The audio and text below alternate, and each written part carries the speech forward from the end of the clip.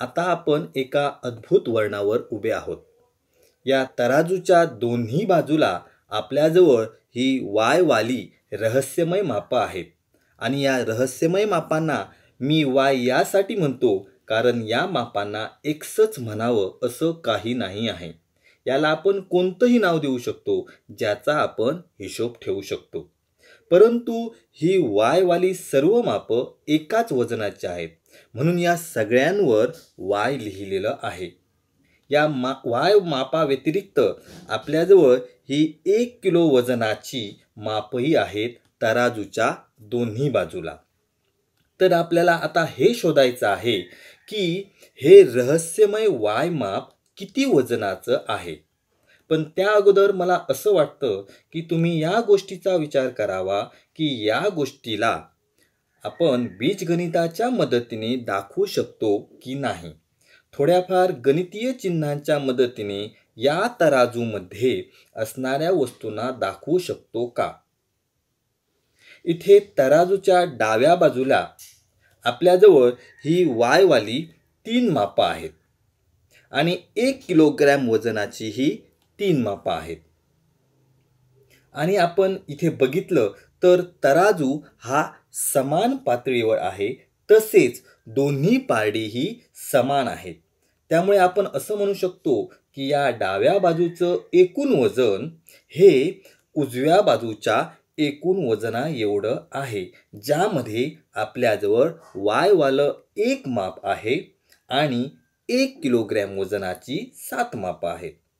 तर मला असं वाटतं की आपण हा व्हिडिओ थांबवावा आणि गणिताच्या मदतीने याला इथे सोडवण्याचा प्रयत्न करावा.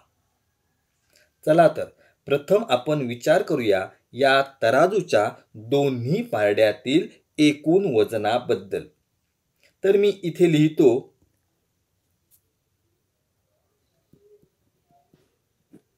डावी बाजू आणि इकडे लिहितो उजवी बाजू.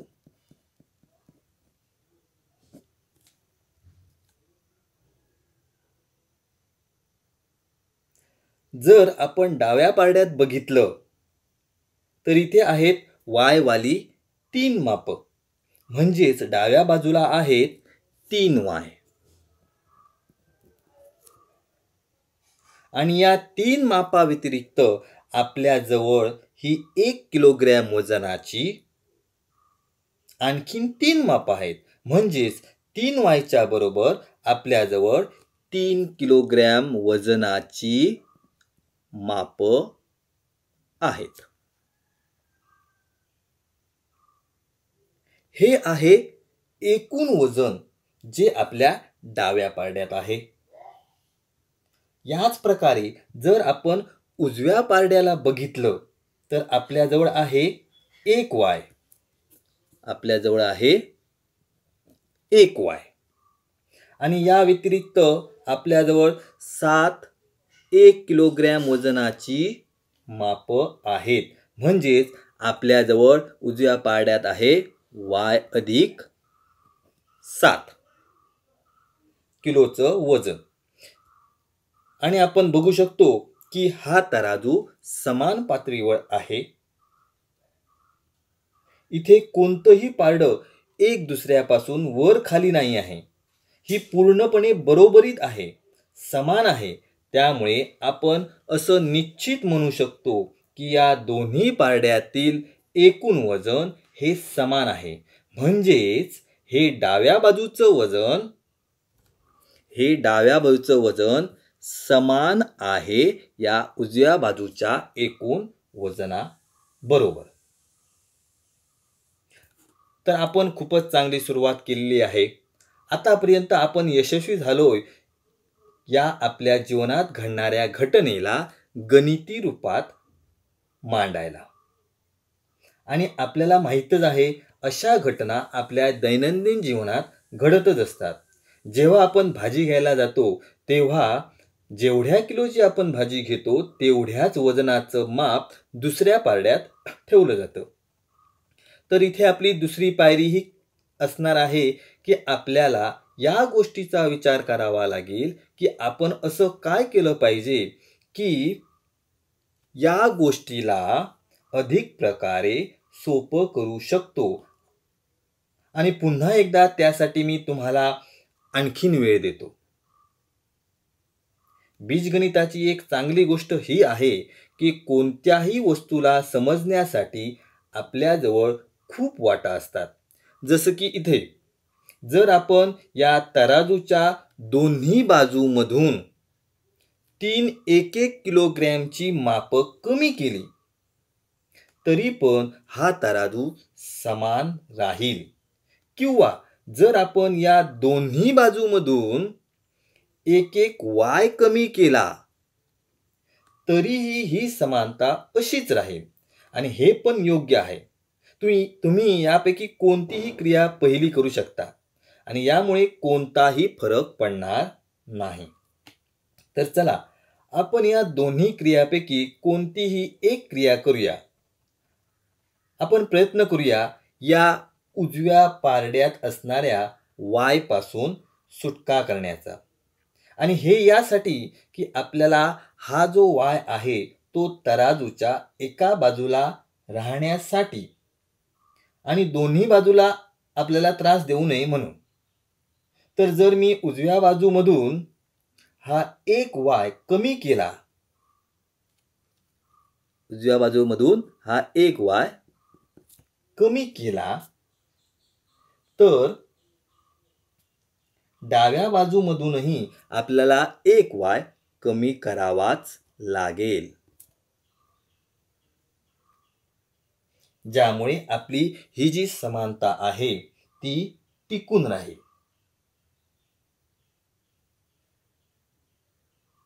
आणि याच गोष्टीला जर आपण गणिताच्या दृष्टीने बघितलं तर आपण म्हणू शकतो की दोन्ही बाजूतून y कमी केला.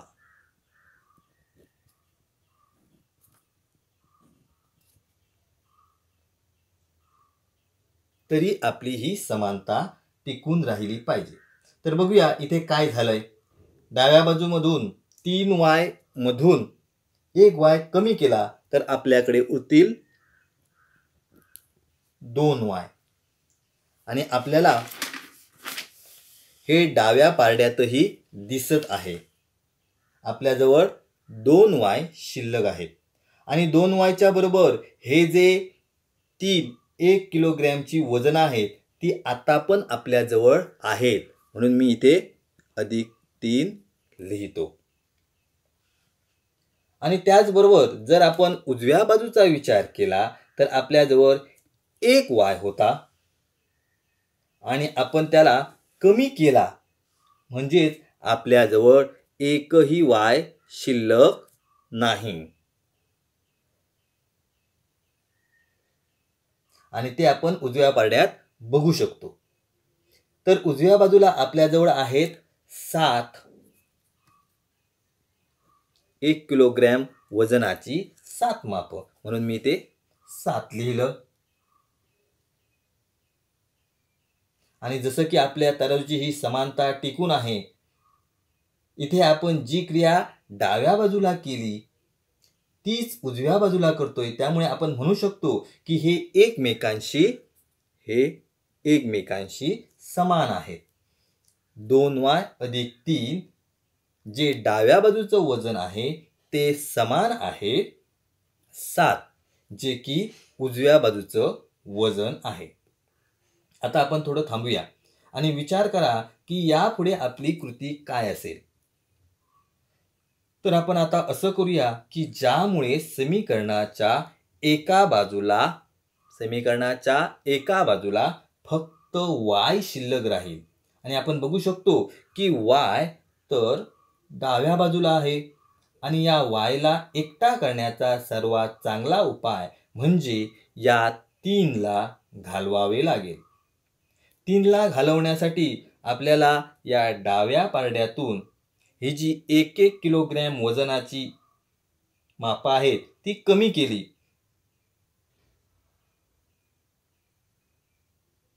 पाहिजे. जर आपण या डाव्या पारड्यातून 1-1 किलोग्रॅमची वजन कमी केली तर आपल्याला उजव्या पारड्यातूनही 1-1 किलोग्रॅमची 3 वजनं कमी करावी लागतील, ज्यामुळे आपल्या तराजूची समानता टिकून राहील. तर आपण इथे 1-1 किलोग्रॅमची 3 वजनं कमी करूया. उजव्या पारड्यातूनही मी 3 वजनं कमी करतो.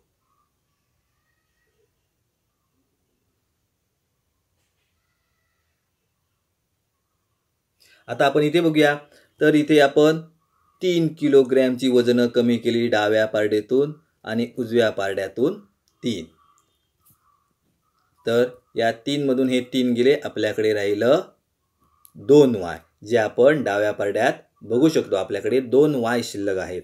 आणि इथे 7 मधून 3 गेले, राहिले 4, जे आपण उजव्या पारड्यात बघू शकतो. इथे आपल्याकडे 1-1 किलोग्रॅमची 4 मापं शिल्लक आहेत आणि आपल्या तराजूची समानता अजूनही टिकून आहे. म्हणजेच इथे 2y बरोबर 4. हे तर एकदमच सोपं झालं. जर 2y बरोबर 4 तर 1y बरोबर किती असेल हे तर आपण मनातल्या मनातही करू शकतो. तरी सुद्धा जसं की आपण आतापर्यंत करत आलेलो आहोत तसंच करण्याचा प्रयत्न करूया इथे पण. इथे आपल्याकडे 2y आहेत आणि जर मला 1y पाहिजे असेल तर एकूण वजनाच्या अर्ध वजन केलं पाहिजे डाव्या बाजूला. आणि जर मी डाव्या बाजूचं वजन अर्ध केलं तर या उजव्या बाजूचं वजनही अर्ध करावं लागेल, ज्यामुळे आपली ही जी समानता आहे ती टिकून राहील. तर याला अर्ध करणे म्हणजे याला 2 ने भागावं लागेल डाव्या बाजूला.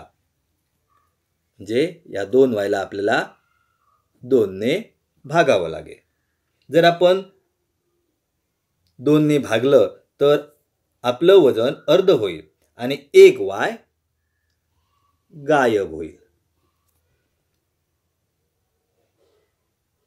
आणि आपण हे डाव्या बाजूला करतोय, त्यामुळे आपल्या उजव्या बाजूलाही भागावं लागेल 2 ने.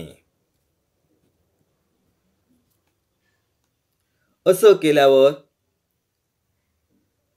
आपले हे जे 4 किलोग्रॅमची वजन होती ती 2 किलोग्रॅमची राहतील.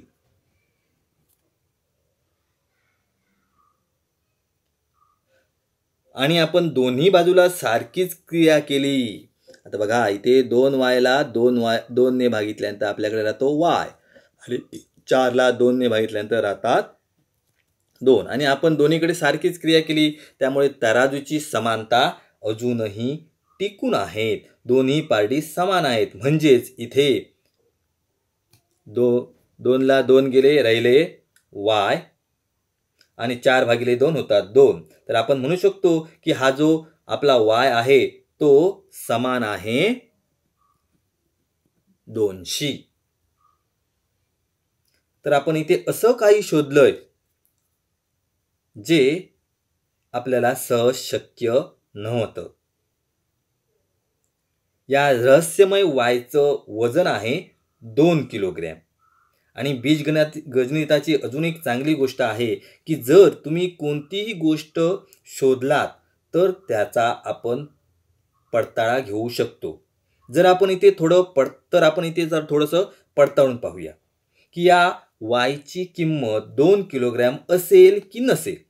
चला तर मग आपल्या डाव्या बाजूला y वाली एकूण 3 मापं होती. यासाठी मी पुन्हा एक नवीन तराजू घेतो.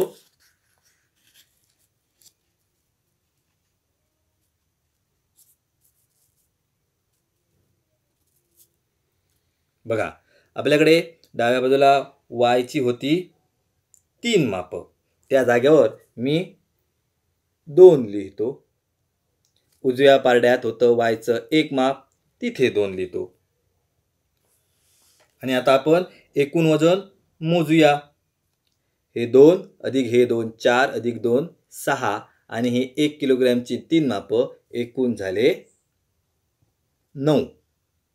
उजव्या पारड्यामध्ये 1 2 3 4 5 6 7 आणि हे 2 9.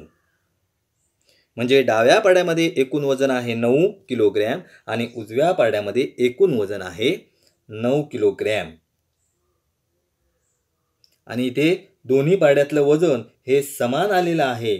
म्हणजेच आपण जी किंमत काढली y बरोबर 2 किलोग्रॅम ही आपली अचूक आहे आणि आपला तराजूही समान पातळीवर आहे.